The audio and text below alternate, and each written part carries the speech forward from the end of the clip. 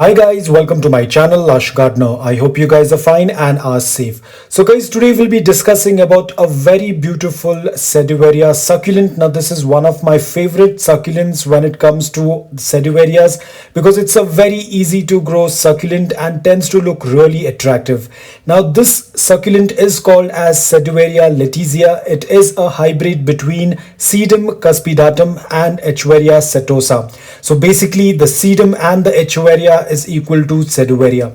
So guys, this is an extremely beautiful succulent. It tends to grow approximately 7 to 8 inches in height. They also tend to have these long woody stem which tend to put out a lot of pups, and they tend to look like a cluster of succulents. Now even when the plant tends to get mature, the mature succulents will also remain around 2 to 3 inches in diameter. So they basically don't grow quite huge. They are usually very tiny, compact, clustered succulents. If you want to have that bright, fierce color on them, then definitely you have to expose them to morning direct sunlight for 5 to 6 hours.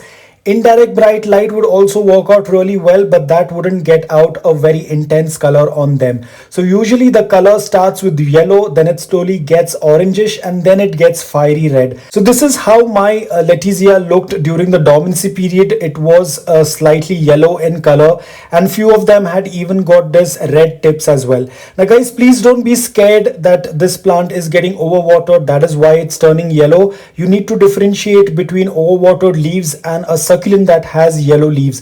If you tend to look at the leaves, you will be able to see that the leaves are opaque. They are not mushy to touch. They are not soft. In fact, they are firm and they are stiff. So this indicates that the plant is not turning yellow because it's being overwatered. So please don't get confused. You need to differentiate between an overwatered succulent leaf and a regular succulent leaf that tends to turn yellow. So basically over the period of time when the succulent hits its dormancy or when the temperatures are getting warmer, the color of these succulents start to turn yellow to orange, and then it finally gets this really red tips on them. So this succulent tends to go dormant during the summers, and winter is the active growing period. So if you're a person who tends to use fertilizers, you can use fertilizers during the winter season. These succulents are not very picky when it comes to pot. They pretty much do well in any kind of pot, but I usually prefer to use earthen pots for my succulents. As you can see, this is a clay pot, and guys, I have not repotted this succulent for almost over 2 years now. You can see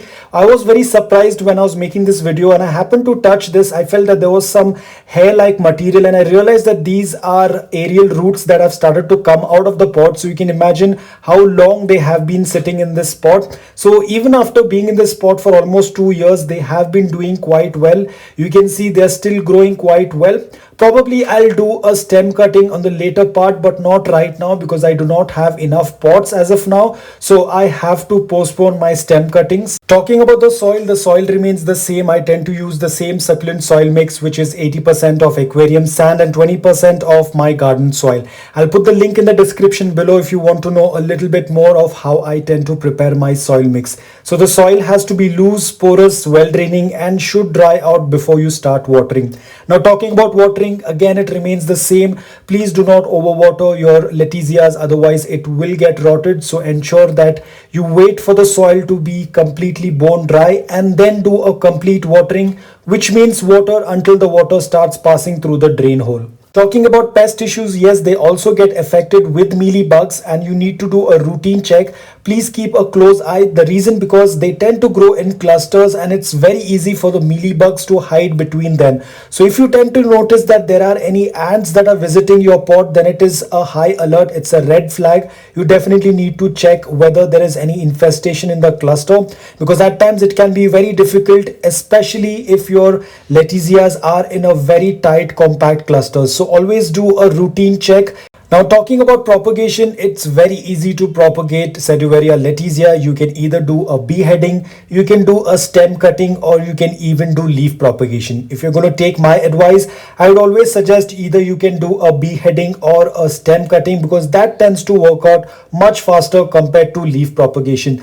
Again, it completely depends upon you. Whichever method you are comfortable with, you can go ahead and try it out. But always remember, leaf propagation is going to take a lot of time as compared to beheading and stem cuttings. Talking about fertilizers, please do not over fertilize your succulents. You can use a liquid based fertilizers, always ensure use 1/4 the strength that is mentioned on the bottle label, and then dilute it in a liter of water. Now, Sedeveria letizia tends to go dormant during the summers, and winter is their growing period. So ensure that you do probably once a month or probably once in 2 months. That is going to be more than enough. And do not add any fertilizers during the summer season or during the warmer months, because that's when they tend to go dormant. So guys, I hope that this video on Sedeveria letizia was helpful to you. If it was, please hit the like button. If you're new to my channel, please consider subscribing to it. Until then, take care, stay safe, and keep propagating.